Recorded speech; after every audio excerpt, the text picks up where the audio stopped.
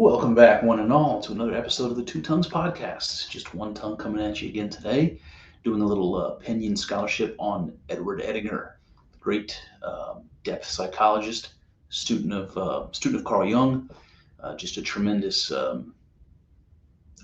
scholar I've come to really enjoy, and been reading quite a bit of Ego and Archetype, and this will be part 3.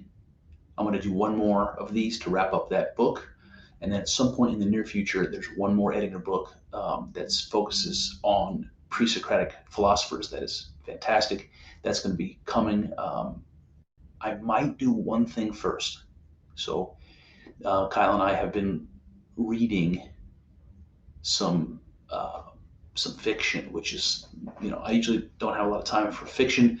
I enjoy it, but I just don't usually set the time aside to do it. Audiobooks makes it a lot easier. So what I've done is read C.S. Lewis, his Space Trilogy.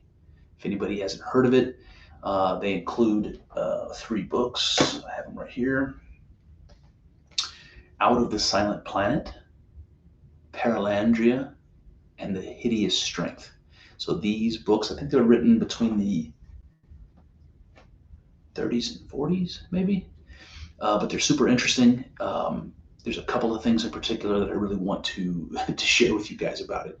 I was surprised. With C.S. Lewis, you end up having a lot of philosophy and a lot of theology who works its way into the story. So maybe it shouldn't have been a surprise to me, but some really interesting shit that's right up our collective alley. So I'll be bringing that to you at some point.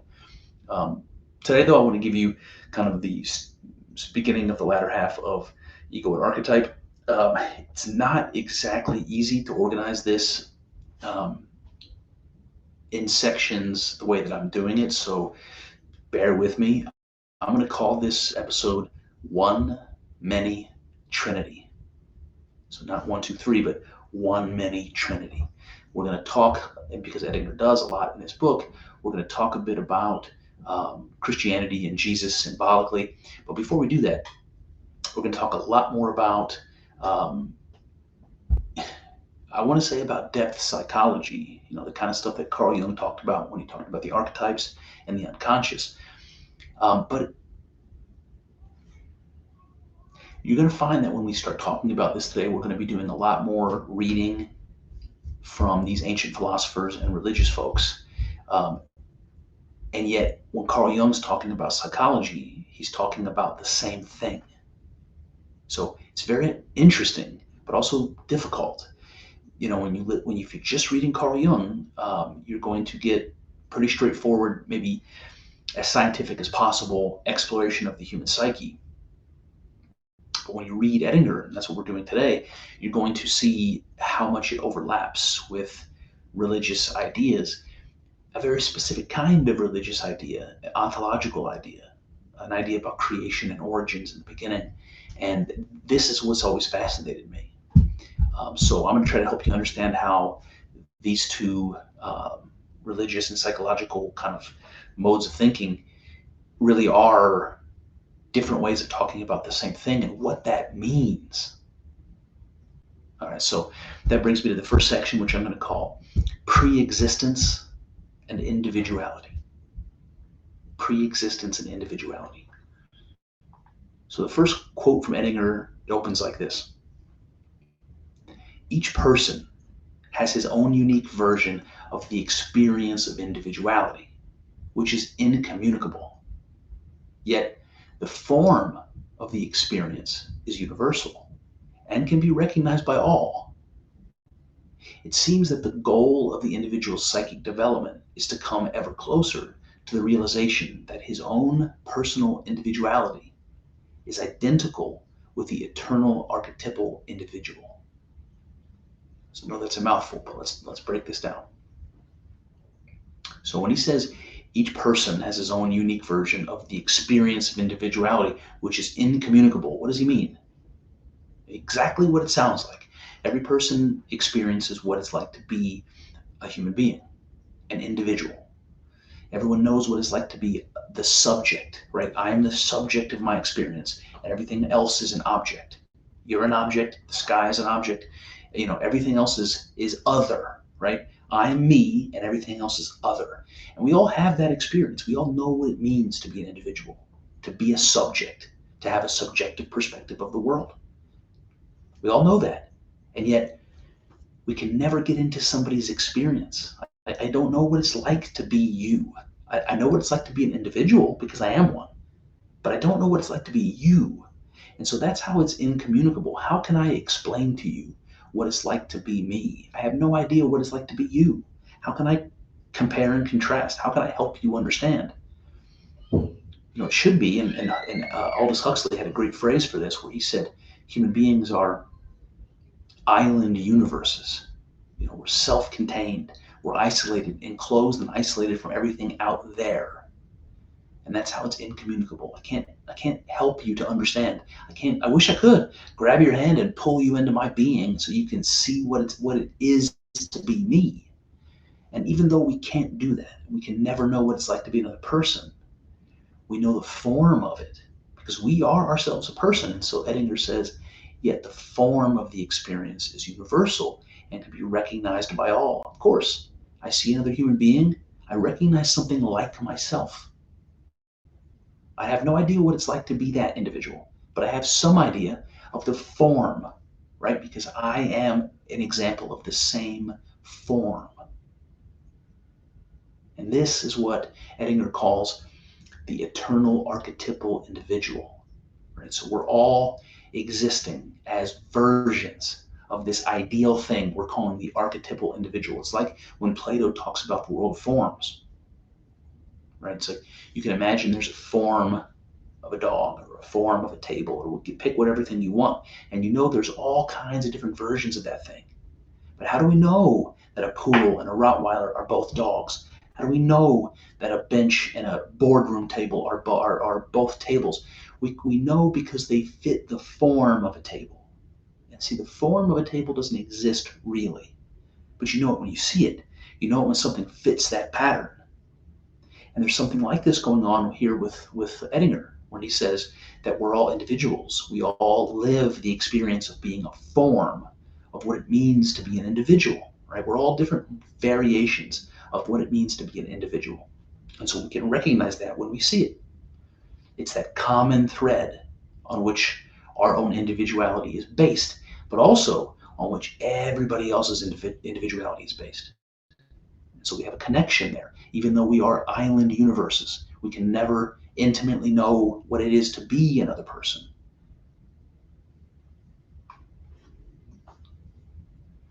And then I also want to mention that this idea of the archetype or the archetypal individual, of which we are a version, we are an actualized version of this form. It reminds me, if you just picture what that might look like in your mind, it reminds me of a Hermetic dictum. We've talked about the Hermeticism before, and Hermes Trismegistus and some of that philosophy.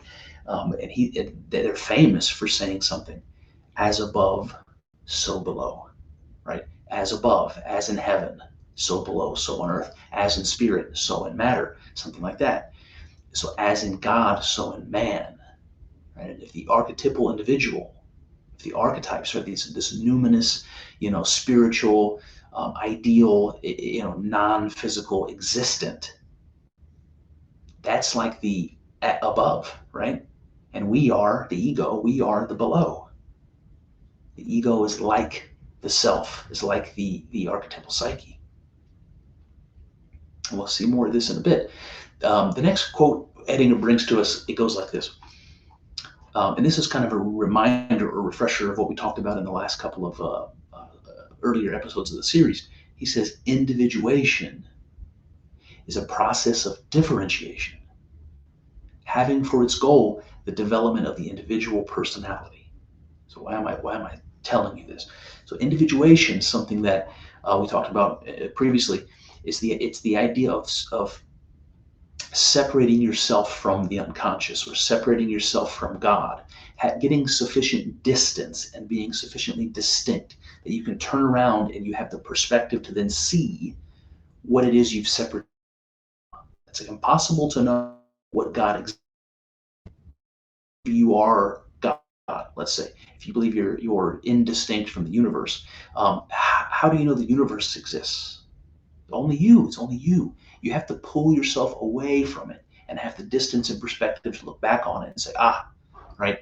And that's what individuation is all about. It's about becoming conscious, being able to say, about more of what you are, about more of what reality is. And there's all sorts of symbolism, religious symbolism that goes along with this idea of individuation. But Carl Jung and the depth psychologists, thought about this as the goal of psychological development, like what we're all working towards. We want to become sufficiently individual. And this idea of differentiation, I think it's important because we're just relating to the last quote here. It's like we all start from the same kind of undifferentiated archetypal starting place. We all start off as being, again, a version of the form of the archetypal individual. So we're all identical in the beginning, whatever that means. We have to become different in order to exist on our own, in order to become something specific and not blending into the background, not becoming invisible or disappearing into the unconscious. We have to become more and more conscious, ever more conscious. And somehow becoming ever more conscious means to exist ever more deeply. There's something like that going on. And he says, one's unique individuality has a transpersonal origin. Jung puts it this way. He says, quote, the self, remember the self is like this idea of God, the complete psyche, everything, the wholeness, the complete kit and caboodle. The self is God to Jung. And he says the self, like the unconscious, is an a priori existent out of which the ego evolves. Now, if you don't know your Kant or if you don't know your Latin, you may not know what a priori means. It just means before experience, like something exists before you have an experience of it. That's what a priori means. So the self, like the unconscious, is an a priori existent out of which the ego evolves. It is the thing that exists first or pre-exists the ego which comes into existence. The unconscious is that from which the ego is born. And then he says, it is an unconscious prefiguration of the ego. The self is an unconscious prefiguration of the ego. Now, if the self is God, and what the self is really is a pre-formulation of what the ego will get to be eventually, I can't help but be reminded of a biblical phrase that human beings were made in the image of God. So the self is that image, right? The prefiguration of the ego. It is the image that will be embodied or incarnated in human beings, in mankind. Edinger says, and for this reason, the egocentrism of consciousness is a reflection of the self-centrism of the unconscious. Right? So if God, or the self psychologically, the archetypal psyche, let's say, if this is a pre-existing thing, maybe it's an eternal, numinous sort of reality, and it's the pattern from which human consciousness takes its form, right? Made in the image of God, right? So if that's what's happening here,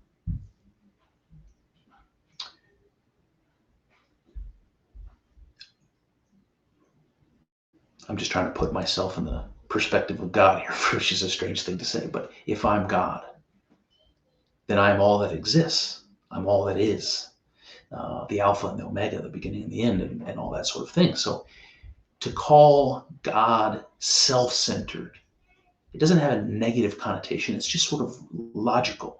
If I'm God, I am the all. I am everything. And so being self-centered just seems to be a given. There is nothing else. So, of course, you're self-centered. The self is all there is. It's the whole kit and caboodle. What he's saying is that our experience of being egocentric, of seeing the world through the perspective of me all the time, me and mine, and my goals and my values and my plans and my pain and my suffering and all that sort of stuff.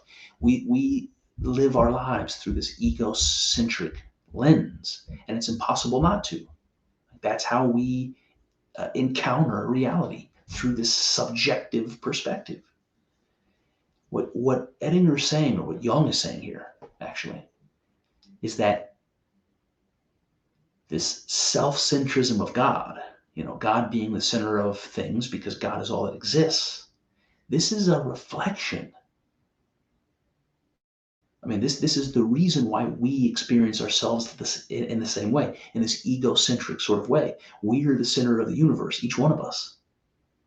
We're the center of our own reality, anyway. And he's saying that is the case because we are modeled after God, the self. And that's how the self is by nature. We're self-centered because God is all that exists. And when we say we, I, self, that's what we mean. The part of us that is God. And that's a rabbit hole I'm going to try not to go down too deeply, at least for right now. So he says the egocentrism is the ego's imitation of the self. Then, by becoming conscious of the fact that we're imitating, the ego will become aware of that which it is imitating, or at least I would say that it's imitating something. Now you have a something that you can now seek after. And what that something is, Jung says, is the transpersonal center and unity of individuality, the self. Right? So when you become aware that your existence, your reality, is acting out, copying, imitating some pattern that existed before you ever were. And you look around and you can see the pattern being lived out by people just like you all over the place. And when you realize that you're imitating a pattern, then you'll ask the question, what is it I'm imitating exactly? And what the hell does that mean, that I'm imitating something that exists before me, that I can't exactly see? I'm powerless but to live out this pattern that already exists. It's like I exist in order to live out the pattern, to act it out and live it out. So what is it I'm imitating? As soon as you know that you're imitating something, then you're on a religious quest. Edinger says, important material on the experience of individuality is found in the philosophical speculations of the ancients concerning the one or the monad. So before I finish this quote, let's talk about that for a second. The one or the monad, what is that? So this is the idea that God is one, that reality is one, that maybe there's no distinction between God and reality, that oneness is one big oneness. There is no distinction between anything, in fact. All of experience, all of reality, all of existence, all of potential is one thing. And this is an idea that's deeply ancient, a deeply ancient religious idea and philosophical idea. And so to call that the monad, the one thing, the one, this is something that we see in ancient religion and philosophy all the time. The argument is something like, is there one or is there many? And the paradox is that it seems to be both. We can see that all of nature is sort of one big continuum. The cycles of birth and death, the cycles of energy being recycled. It can't be created or destroyed, right? The seasons, the cycles in nature, everything is tied together and working in this one big system. And when you have the right perspective, you can see all of the cosmos is one thing. That's the idea of the butterfly effect. So everything's connected. So the flap of a butterfly's wings over here creates a hurricane over here, or influences that kind of thing. We can see that. We can understand that. And yet, our experience also tells us that things are distinct. There's a computer screen next to me and a chair over here, and some people upstairs, and the whole big world out there. And all of that is seemingly distinct and separate from one another. So is there one or is there many? And this is an ancient question. It's deeply fascinating, even today, if you ask yourself that. Is there a reality to the multiplicity of the world? And there's all kinds of fun thought experiments you could think about.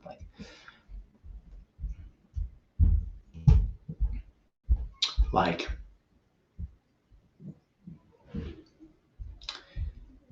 if you could zoom in to the atomic level and see the cosmos strictly from an atomic perspective, there is no distinction between me and this table, or me and the people upstairs, or me and the big world out there.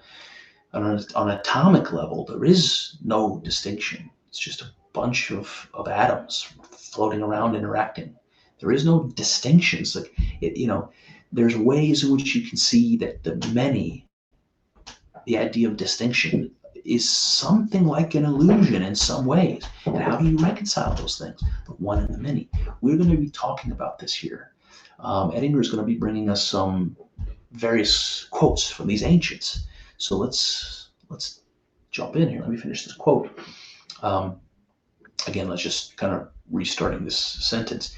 Important material on the experience of individuality is found in the philosophical speculations of the ancients concerning the one or the monad.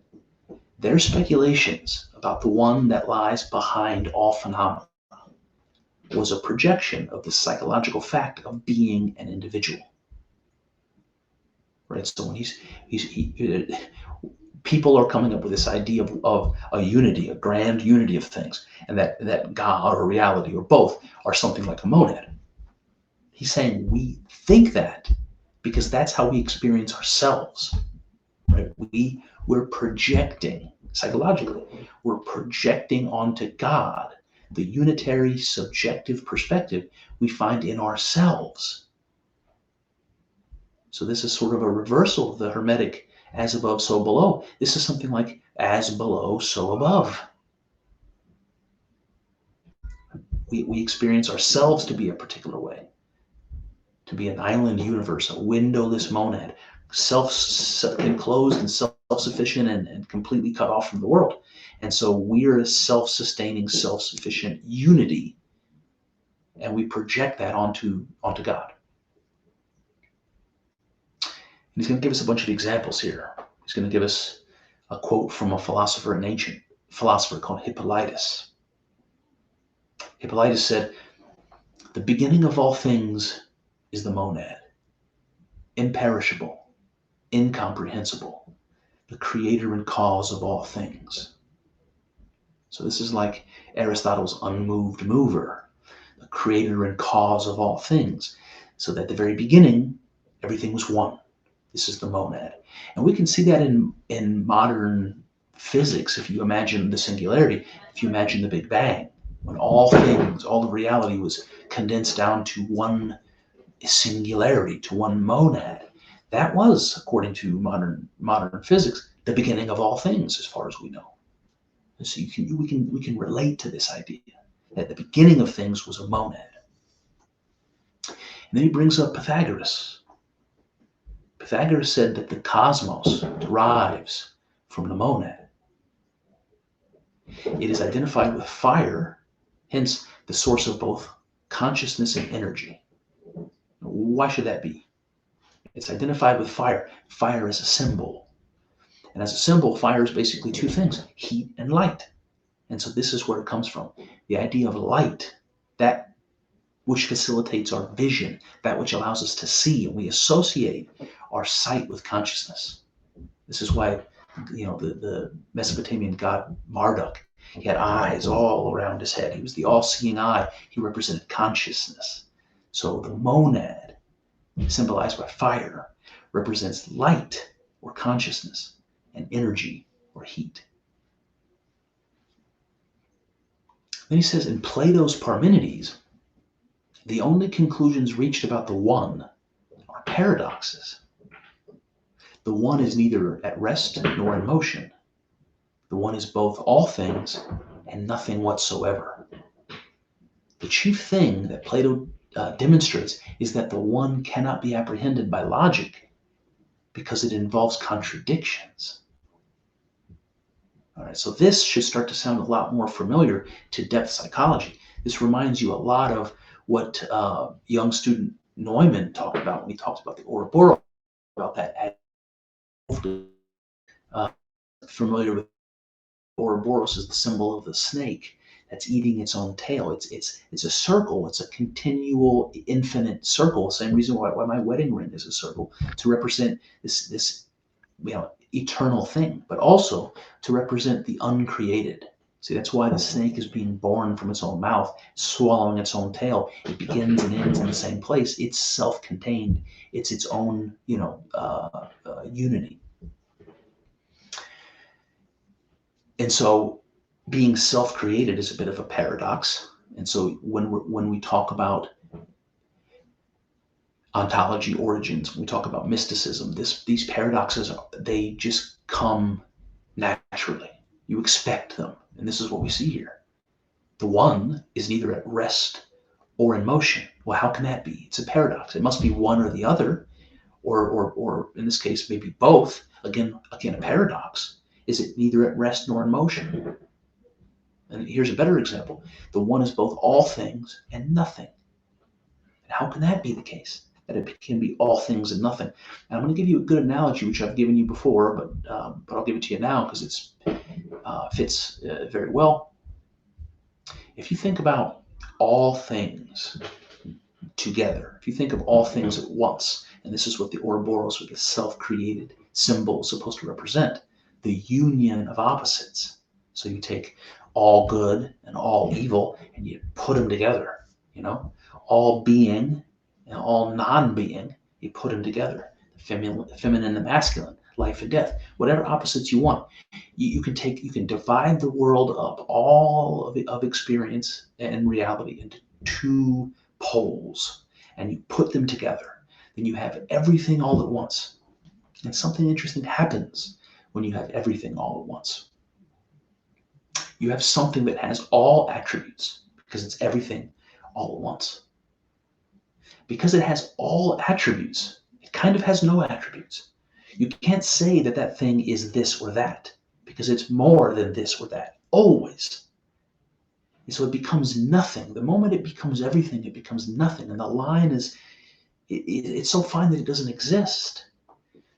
And you can think about this like if you take all the music that's ever been written and you play it all at once, what you're going to hear is static. You're going to hear no sound at all, no music, certainly. You take all the color, the wavelengths of light, visible light, and you put them together, and you get white. You get no color at all. When you take everything and you put them together, paradoxically, you have nothing.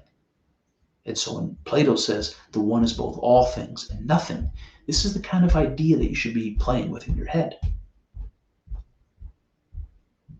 Then he talks about Plotinus, another philosopher, a later philosopher from the 3rd century AD. Plotinus says, it is by the one that all beings are beings. As the one begets all things, it cannot be any of them. There must be something that is fully self-sufficient, that is the one. It needs nothing outside itself to exist. It is always present to us, and we to it. We dance around it. In this dance, the soul looks upon the source of life, of intelligence, the origin of being, the root of the soul. Fuck, Plotinus, that's good. So, according to Plotinus, it is by the one that all beings are beings, right? So again, the monad is there in the beginning. It's responsible for creation, for everything. Plotinus says so. He says, as the one begets all things, right? It cannot be any of them. And this is interesting, right? It's, as the one begets something, it can't also be the thing it begets. Like if I'm a mother and I have a baby, the baby isn't the mother, it's something else, right? He says, as the one begets all things, it cannot be any of them. So there's this dissociation or separation that takes place between God and creation. And in fact, if you look at the Bible and the story of creation, that's what you see. In the beginning, there was undifferentiated nothingness, the abyss, the deep. And the cosmos gets created by separating the light from the dark, separating the heavens from the earth, separating woman from man. All of that happens through a process of separation. And that implies, if you unseparate all the separation, that everything in the beginning was one, and you have the monad again. And you can see this idea of the one and the many here, because if the one is all that exists, that's the self, that's God. And it creates something. It can't also be the thing it created. So the one becomes many. And it's a paradox, and it's not a paradox, you know? And so psychologically, the self cannot be the ego. There must be a distinction between the self and the ego. And this is the distinction between our consciousness and our unconscious. The same religious distinction between creator and creation. The distinction between Father and Son that we see in Christianity. That's the Jesus figure. Simultaneously, Father and Son. Simultaneously, one and many. And then he gives us another quote here, this time from Valentinian, and it goes like this. First, there was the deep, the father of all, called Bethos. Out of him emanated Nous, and he is said to be equal and like to him from whom he had emanated.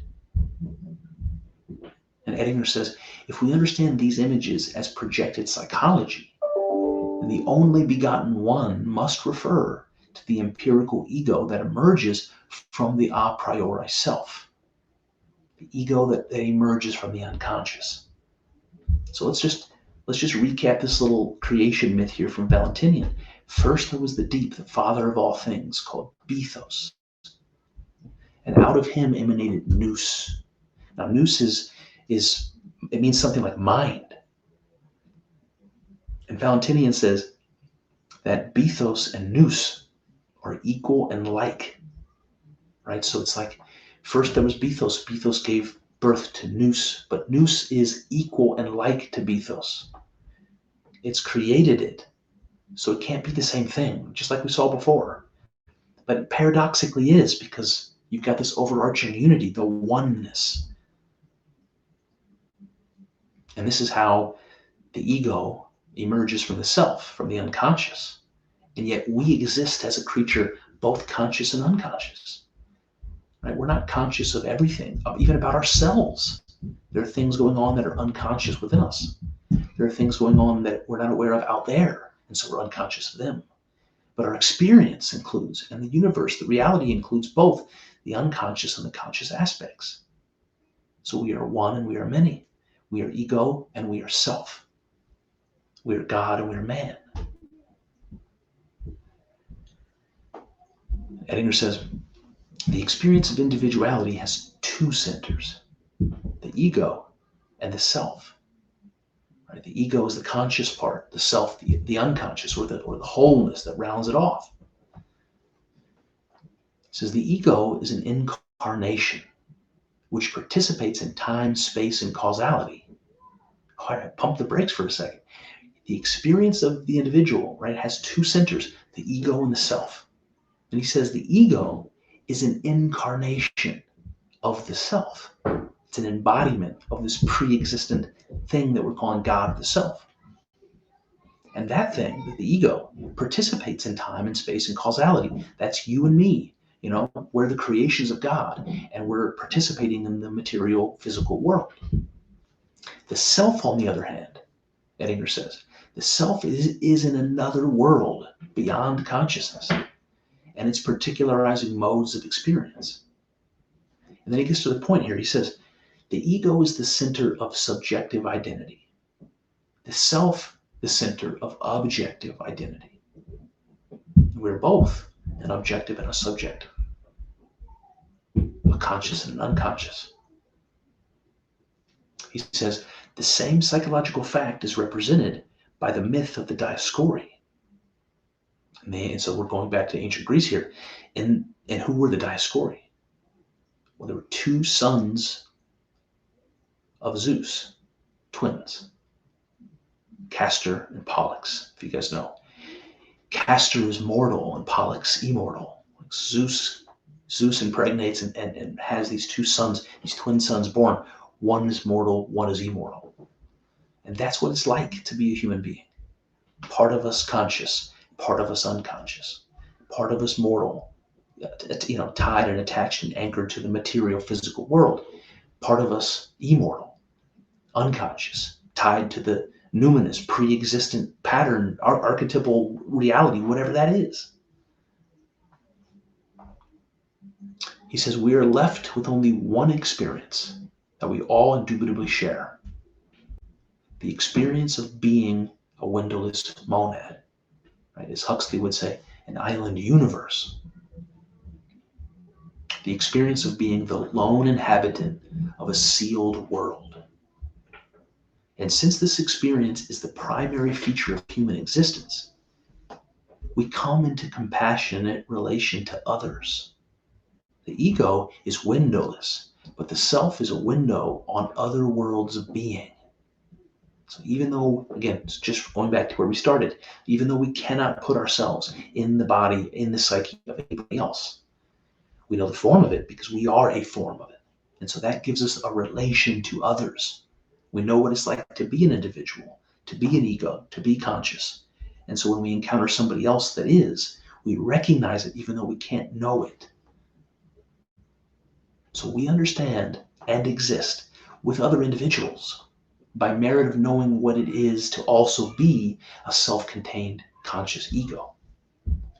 We are all modeled from and imitate the same archetypal self. And Edinger says, the result is that we experience ourselves as part of a continuum of humanity, a continuum of life, a continuum of being, the broadest level. He says, I am reminded of the problem in physics concerning the nature of light. Is light made up of particles or waves, individual units, or a continuum? Current data requires that it be considered paradoxically as both. And so it is with the psyche. We are both unique, indivisible units of being, and also part of the continuum, which is the universal wave of life. Paradoxically, one and many. And that brings me to the next section, which I'm going to call 1, 2, Trinity, Wholeness. And we're going to open up with a quote from Carl Jung, and he's talking about the symbol of the Trinity in Christianity. And this is what he says. He says, the image of quaternity. So before I even finish the sentence, what is he talking about here? Well, quaternity means a lot what it sounds like. Something divided into 4 sections, a quaternity. And this is important for Jung because it's associated with probably the most important symbol to Jung, which is the mandala symbol. And it's supposed to represent the self. It's supposed to represent wholeness, and it's supposed to represent God. So the quaternity is a circle with a center, and it's divided into 4 sections. And so it has to have all 4 sections to be complete. So when he says quaternity, that's what he's getting at. Okay, so he says the image of quaternity is considered as bringing the Trinity to completion by the addition of the 4th previously rejected element, namely matter, devil, and the dark side. All right, so again, fair enough. The Trinity is 3. Carl Jung is reminding us that 4, the quaternity, represents wholeness. So the Trinity is incomplete symbolically. There's something missing from it. What is missing, he says? The 4th previously rejected element, which is matter, devil, and the dark side. When we think about God, we typically don't include the devil, do we? When we think about spirit, we don't typically include matter, do we? So something is missing. He says, he interprets the Trinity as an incomplete representation of deity, perhaps necessary for a certain period of psychic development, but inadequate for the needs of individuation because it leaves out the evil side of God. In a monotheistic religion, everything that goes against God can only be traced back to God himself. So what's Jung trying to say here? He's saying that if you believe in one God, which is the monotheistic standard, then God is one. There's nothing outside of God. Everything is all back. God is the cause and reason for all. So if we're trying to understand God, but we're leaving out something, then we're missing the completeness that we need to understand what God is, the one. And what we leave out are the same things we leave out of our own psychological understanding. The thing Jung talks about with ourselves is integrating the shadow, integrating the anima, these archetypes, these parts of our experience that we don't want to attach ourselves to, that we don't want to believe about ourselves. The shadow is a great example. It's like we are all animals in a way, capable of terrible violence and all kinds of things for self-preservation and other instincts. We're capable of strangling somebody, killing somebody, shooting somebody. We're capable of doing it for noble reasons, but also terrible reasons. And if we don't come to grips with that potential within ourselves, then we're kind of ruled by it. We're scared by it. We hide from it. In doing so, we allow the negative sides of our personality to kind of run wild and maybe do harm even to ourselves. So integrating that, bringing that under our control, understanding, yes, we have this potential for evil, but we know that about ourselves, and we use it more as a tool that we have access to if we need it, and not as something that kind of takes over our lives. So we have to integrate, and this is the idea. We have all of this idea about God. We leave out this little chunk we call evil and matter and devil. We leave that out. But if God is one, we can't leave that out because it's incomplete. We need to roll that back in. We need to integrate that shadow back into the idea of God to get the completeness, to understand what God really is. He says, every function of energy in nature has the form of a pair of opposites. United by a third factor, their product. All events in time fall into a threefold pattern: a beginning, a middle, and an end. The conscious mind thinks of time in the same kind of three categories: past, present, and future. And then he says the Pythagorean number symbolism is pertinent here. The number 1 as the first and original number is, strictly speaking, not a number at all. 1 as unity and totality exists prior to the awareness of numbers. Thus, 1 symbolically corresponds to the Ouroboros state prior to creation and the separation of things. 2 is the first real number, since with it is born the possibility of discriminating one thing from another. 2 symbolizes the act of creation, the emergence of the ego from the original state of unity. 2 implies opposition, a state of conflict. 3, however, is the sum of 1 and 2 and unites them both within itself. It is the reconciling symbol that resolves the conflict state of 2. To 3 would apply Jung's comment about the symbolic significance of the Holy Spirit when he says the Holy Ghost is a union of opposites. The third term is the conclusion of the process. It restores the original unity of the one on a higher level. So if God is one, it must remain one. And if we're trying to imagine, God is made up of Father, Son, and Holy Ghost, they need to reconcile, right? They need to be one thing also. This is the paradox. We're invoking the paradox here. They must remain one thing. And I'll just push on. He says, there is an exact parallel in the formula Hegel proposed for understanding the historical process. First, an original position is established. This is called the thesis. Next, the opposite position is constellated and finally overthrows the first. This is called the antithesis. In the final phase, the one-sidedness and inadequacy of the antithesis is recognized and replaced by a synthesis of the two opposites. So you start with your thesis, then you get its opposite, its antithesis. And what's left is the reconciliation of those two together, the synthesis. So in all these cases, Father, Son, and Holy Spirit,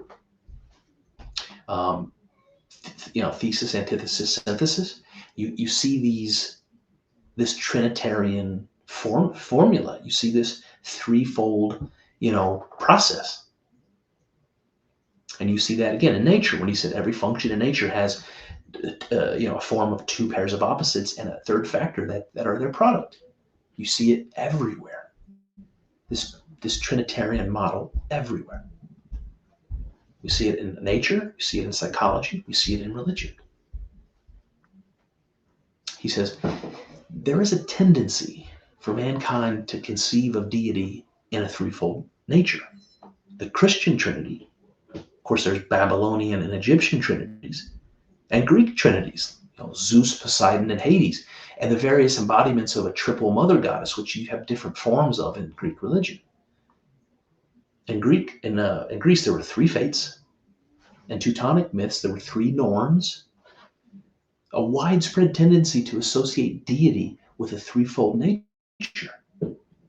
So, how are we to understand this in the light of our conviction that the psyche has a fourfold structure? Remember, a quaternity. And Edinger says 3 would symbolize a process. 4 symbolizes a goal. See, this is how you round out the Trinity. You add the fourth component, you complete it. And the completion here is the goal. What does that mean? What is the goal?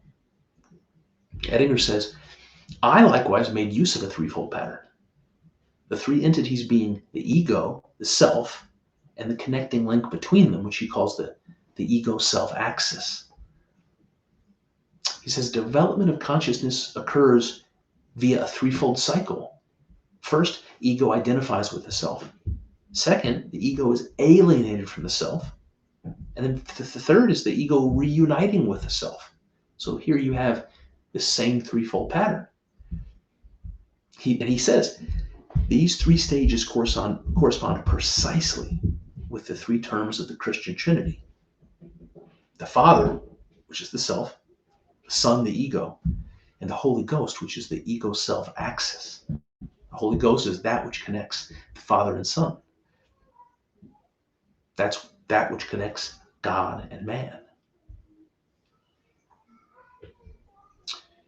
He says 3 days is the symbolic duration of the sea night journey. So this is a common mythological motif, but biblically you can see Jonah, swallowed by the whale, was in the whale for 3 days before resurrection. Christ, of course, was dead for 3 days before the resurrection. He also adds that Christ was crucified between two thieves. So you have the three people up there on the crosses. He says the god Mithra was represented between two torchbearers. So Mithra alongside two torchbearers. In this connection, one thinks of the saying of Lao Tse. If you remember, Lao Tse was the Chinese philosopher who wrote the Tao Te Ching, the founder of Taoism. And in the Tao Te Ching, he says, the one engenders the two engenders the three, and the three engenders all things. And that brings us to the next section, which is I'm going to call dialectic of good and evil. So we were talking about Hegel, thesis, antithesis, and synthesis. We want to talk about this from a religious perspective, maybe even from a Christian perspective. So in Christian religious terms, thesis and antithesis are God and the devil, right? God and Satan. The question is, can they be reconciled? Can God be reconciled to Satan? Satan to God? Now, when Carl Jung was talking about the Trinity, he said, the image of quaternity brings the Trinity to completion by the addition of the fourth previously rejected element, namely matter. the devil, the dark side. He said he interprets the Trinity as an incomplete representation of deity, remember, inadequate for the needs of individuation. He also says multiplicity is manifested by the projection of parts on the individual psyche into the outer world. In such a state of dispersal, a process of collecting is needed. The process involves accepting one's own, accepting as one's own all those aspects of being which have been left out in the course of ego development. There is a unity behind the apparent multiplicity, and it is this pre-existent unity which has motivated the whole arduous task of self-collection in the first place. So that might be a little confusing, but I want to relate this to the statement that Jung made earlier about the Trinity. Because remember, when he talked about the matter and the devil and the dark side being left out of this idea of God, and therefore the idea of God being incomplete, and then he reminds us that in a monotheistic religion, everything rolls back to God, including evil and the devil and the things we're trying to exclude. They cannot be excluded. So they have to be integrated back into the idea of God. Now, the connection I want to make here is this idea of projection. He says that multiplicity in the world is manifested by our projecting onto the world parts of our own individual psyche. And so we have to, if we want to be whole, we have to collect those things and reintegrate them back into us. So if I, for instance, can't integrate my own shadow, the violent instincts within a human being, that I may need at some point in my life, but I reject all of that. And by rejecting it, by refusing to see it in myself, maybe I start seeing it in other people. I'm concerned other people are violent. Maybe I'm scared to leave the house and I become agoraphobic. Other people are out there to get me. I'm the only good one.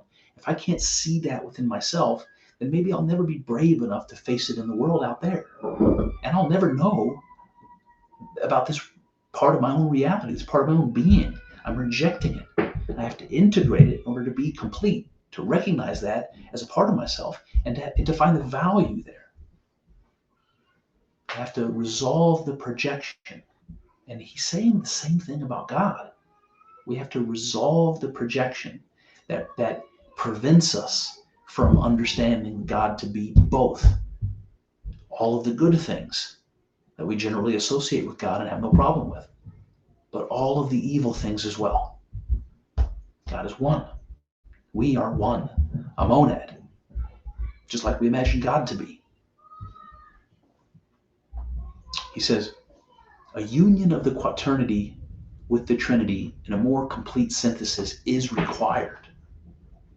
The Trinity archetype seems to symbolize individuation as a process, while the quaternity symbolizes its goal or completed state. 3 is the number for egohood, 4 for wholeness, the self. But since individuation is never truly complete, each temporary state of completion or wholeness must be submitted once again to the dialectic of the Trinity in order for life to go on. Now, this last bit is confusing, but I think it's interesting. It's one thing to talk about completing, the wholeness of God, to reunifying God with the devil, and having that complete picture to analyze, understanding ourselves to be, a monad in the same way, integrating our own shadow. I mean, that's one thing. But then to say that completion is never final, that it's always, the goalpost is always moving. And you can understand this if I have a thesis and then the antithesis, and then we reconcile them with a synthesis. What happens is the synthesis becomes the thesis of a whole new dialectic. This is the new starting place. Now that I have a synthesis, right, that begins a whole new thesis, right? There's going to be another antithesis and another synthesis, and on and on and on and on and on. There's no end to that.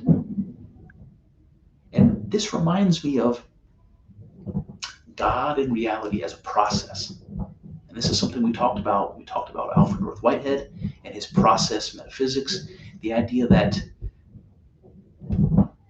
understanding God to be eternal is to recognize God as a process, something that continues, and it's something like an interaction, like a back and forth process of transformation.